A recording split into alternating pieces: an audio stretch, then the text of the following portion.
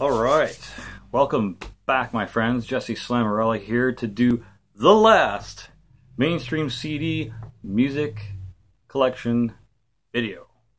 So, after this, everything else will be just updates of my collection. We have gone through all of these fucking towers and we're finally at the last random shit at the bottom of the pile. Alright, so let's get started. Alright, first, Tenacious D, their first album.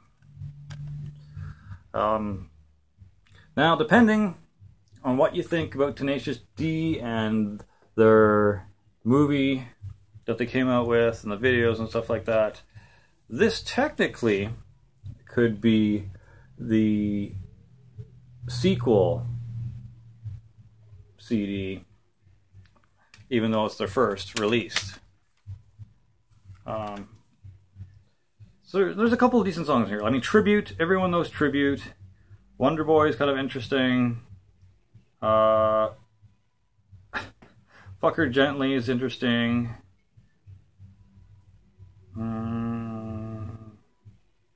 Most of it's just kind of like random skits and kind of joke songs. There's not really too many like actual songs on here. Lee is just funny because they talk about their friend Lee in the song, but it's also kind of like a little more of a peppy kind of like upbeat, faster kind of song. I like it. It's nice. Rock Your Socks is okay. Double Team in City Hall is just kind of weird. Yeah, I don't know. It's not the greatest release by them by any means, but it does have one or two decent tracks on there. Now, this, even though it's the second album, could technically be considered the prequel to the first Tenacious D album, because in an interview with Jack Black, there's nothing on the back by the way, this is from the box set. I actually don't know where the box went, but this is the inside slim digipack that it came with. I also got the Pick of Destiny like pick itself somewhere kicking around here. I made a necklace out of it though. The booklet's missing as well. What the fuck? I don't know. But yeah, that's just kind of the inside. But yeah, according to Jack Black in an interview, it's not on the back of this. Fuck. Where is the damn track listing? Okay, here we are. The best song, or the tribute song, this is not the best song we've ever wrote, this is just a tribute. Technically, the best song they ever wrote, according to Jack Black, could be considered Beelzebub's The Final Showdown.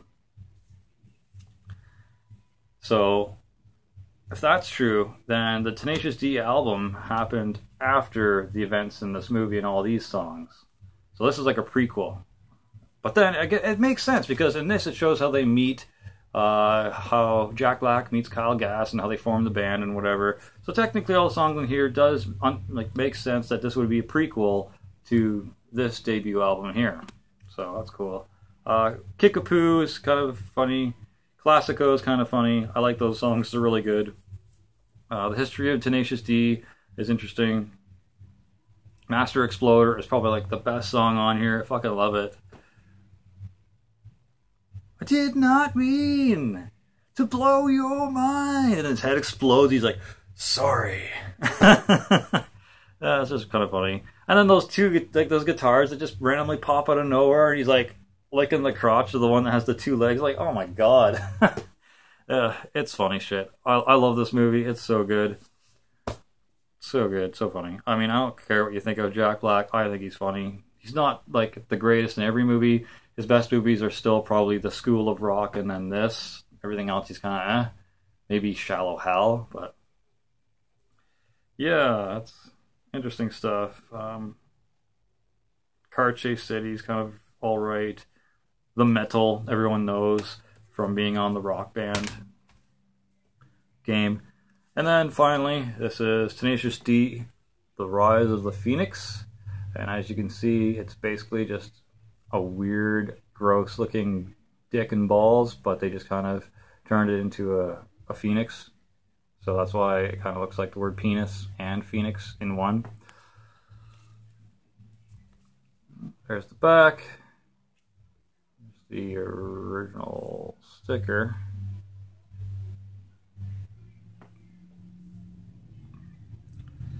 So yeah. Rise of the Phoenix is alright. Low Hanging Fruit's okay. Roadie is probably the best song on here. Yeah, the tracks on here wasn't the greatest. This is definitely not their greatest effort. They went slightly downhill after the Pick of Destiny, but oh well. They have a song called They Fucked Our Asses. That's hilarious. Alright, next is the only typo negative album I own, and this is October Rust.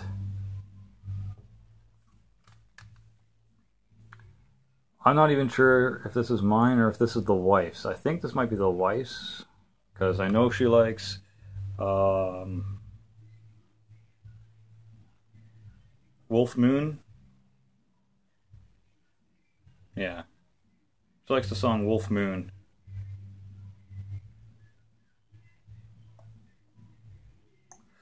This is a pretty decent album in general, but Wolf Moon's definitely like the best song, I think. There's the inside, by the way, since I mean, he didn't show it. They're a good band. They're kind of like a gothy rock band. Kind of slightly reminiscent of Poison Black and Him, but like a little more chill, I think. Next is not... No. Where are we here? Alright. Next is this. This is the Used with In Love and Death. I know Kenyon Bickle has this on record, and he only has it just kind of like for nostalgic purposes because he doesn't listen to this anymore. Probably thinks it sounds silly, but same with me. I mean, I don't listen to this anymore, and I don't think it sounds silly. I don't listen to it anymore. The songs are still decently made for being like emo and metalcore and just not brutal, but they got a lot of feels. So. Next is the other album I have by these guys. I had the first one, I think, or something else maybe, but I got rid of it. This is Lies for the Liars. Also has some interesting tracks on here if you're into that kind of music.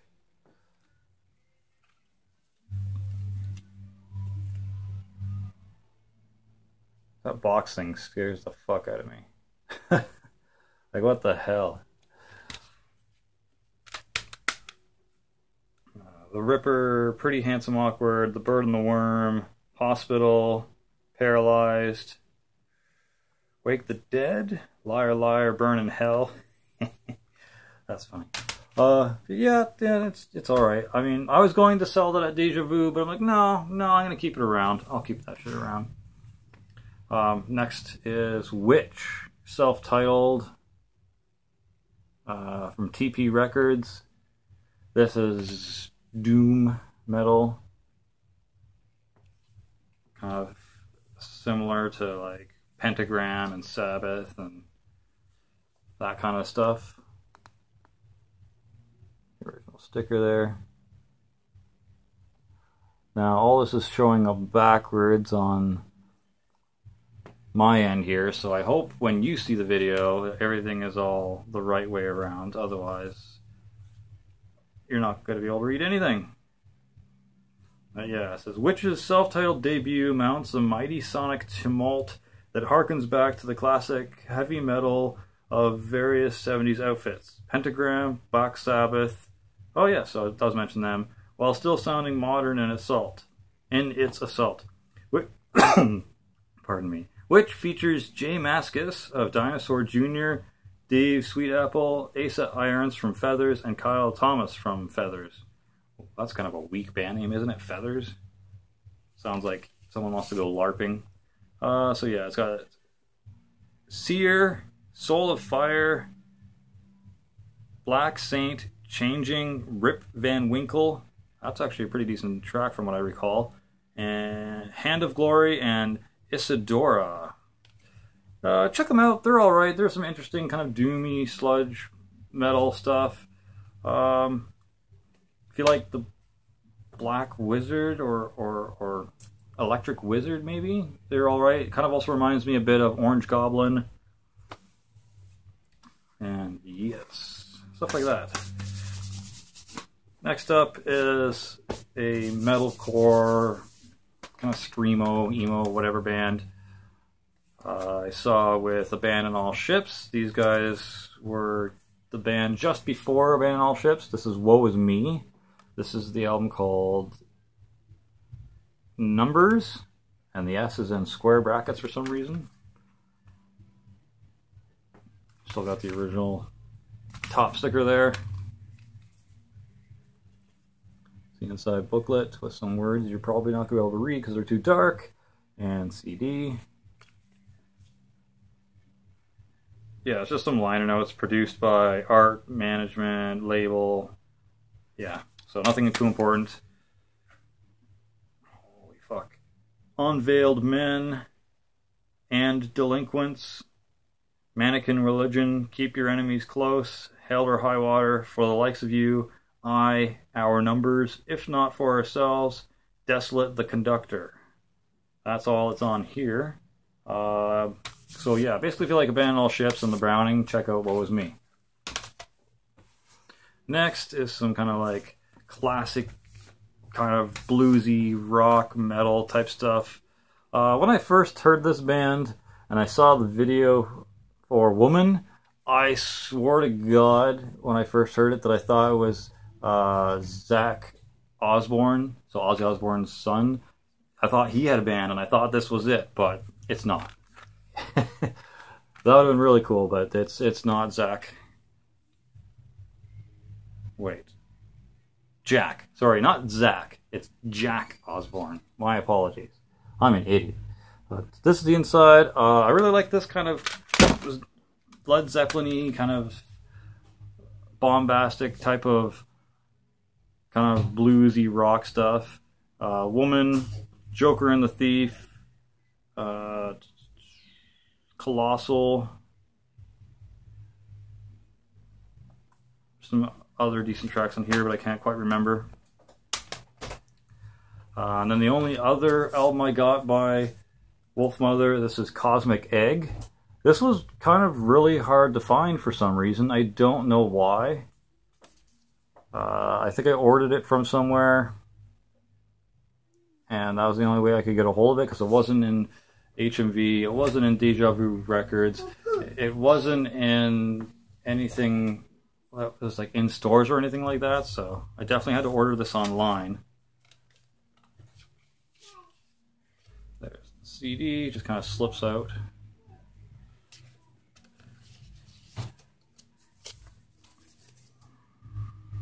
New Moon Rising, I think, was the best song on here. Apparently White Feather was a single. I'm going to have to re-listen to this again, but yeah. New Moon Rising was good. I don't know if the song Cosmic Egg or 10,000 Feet was anything worth mentioning, but they're on here. Phoenix, Pilgrim, Cosmonaut, Background. I think Background was alright. That kind of sounds familiar. Next is something that just kind of randomly popped up and should have been mentioned a while back, but this is Roadrunner Records, Roadrunner United, the All-Star Sessions. Basically a bunch of tracks with collaborations of different artists that were on Roadrunner Records at the time. Comes on a slipcase. They all kind of got together and just did a bunch of tracks together. Comes with a CD and DVD, I believe, of how they went about recording and different artists getting together and how they felt working together and why they chose to do it with said artist. So yeah, it's got anything from Annihilator to Corey from Stone Sour and Slipknot, to the guys from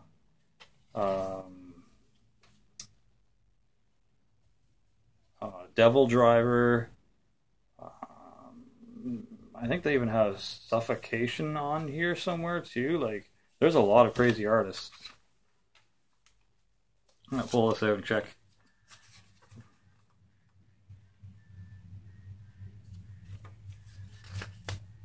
Holy hell, can we get to something important?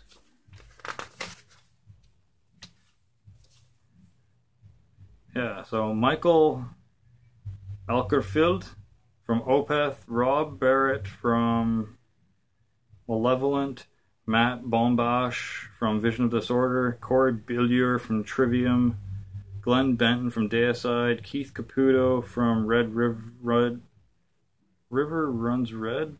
Oh, Life of Agony, sorry. Max Cavalera from Soulfly and Nailbomb, Sepultura. And it just kind of goes on and on and on. Like, there's a lot of guys on this. Like, a fuck ton of guys. There must have been like 30 different artists on there, actually. So yeah, it's quite the mashup and a bunch of crazy songs. The Dagger, The Enemy, Annihilation by the Hand of God, In the Fire, The End, Tired and Lonely, Independent, Dawn of a Golden Age, The Rich Man, No Way Out, Baptized in Redemption, Roads, Blood and Flames, Constitution Down, I Don't Want to Be a Superhero, Army of the Sun, No Mass Control, and Enemy of the State. Like, just a bunch of crazy fucking songs. And last but not least, in my collection is some really, really old fucking rock stuff. Just classic kind of rock. This is a Yardbirds box set. Now, I know everyone on my channel is like, who the fuck are the Yardbirds? But it's basically like Eric Clapton and Led Zeppelin and another band before they became famous for that, for those bands. Like, there's 27 songs on one disc and 25 on another. Giorgio Gomolski era, the Simon Napier Bell era, the Peter Grant era, the Keith Ralph solo recordings. So yeah,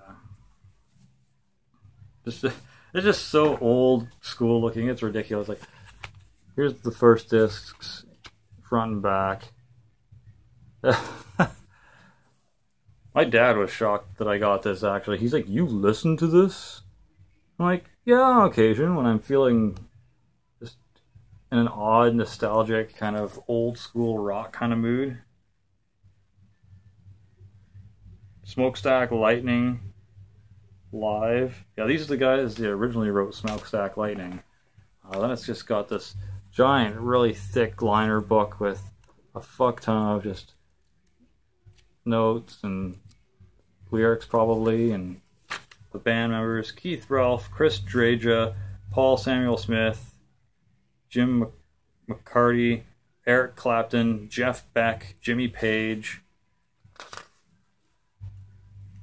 So yeah, that's who's all in this. Eric Clapton, Jeff Beck, and Jimmy Page. This is the second disc. Slim little digipack thing. All the tracks that are on this. There's the inside. But yeah, it's pretty classic. I mean, it's not something you'd ever think that I would listen to, but it's cool to have in my collection just because I love Led Zeppelin and I like one or two Eric Clapton songs, and I'm not sure who Jeff Beck was in, but maybe Cream? I don't know. I'm an idiot. I don't know. Maybe let me know in the comment section who Jeff Beck was a member of, because I know it's important. I just can't remember who, where, or what he was from. So yeah. Anyways, thanks for watching. This is the last mainstream music CD collection video. And hope you saw something throughout this series that you liked. Hope you saw some stuff that like punched the nostalgia button in the face. And if you enjoyed it, please subscribe, like, and share. And before I go, I don't know if everyone's seen this, but I figured I'd mention it. I don't know if everyone's seen The Forest or what you think of it. It was an alright one, horror movie or whatever. I don't know, the wife wanted to get it, and it was okay. There was like a couple creepy parts in it. I like the fact that it just has the chick from the Game of Thrones in it. But if you've seen that, or if you've heard of that, check this out. This is way better, and it came out like a year or so before. This is Grave Halloween, and it has to do with the suicide forest in Japan. A much, much better movie, in my opinion. Got at Walmart. But if you can find it, and you're into stuff like that, definitely check out Grave Halloween as opposed to The Forest. Because you're getting your money's worth a little more than this one. Anyways, just figured I'd show that because I don't think many people have heard of the other movie. So, thanks for watching, thanks for subscribing, and until next time, stay sick, my friends.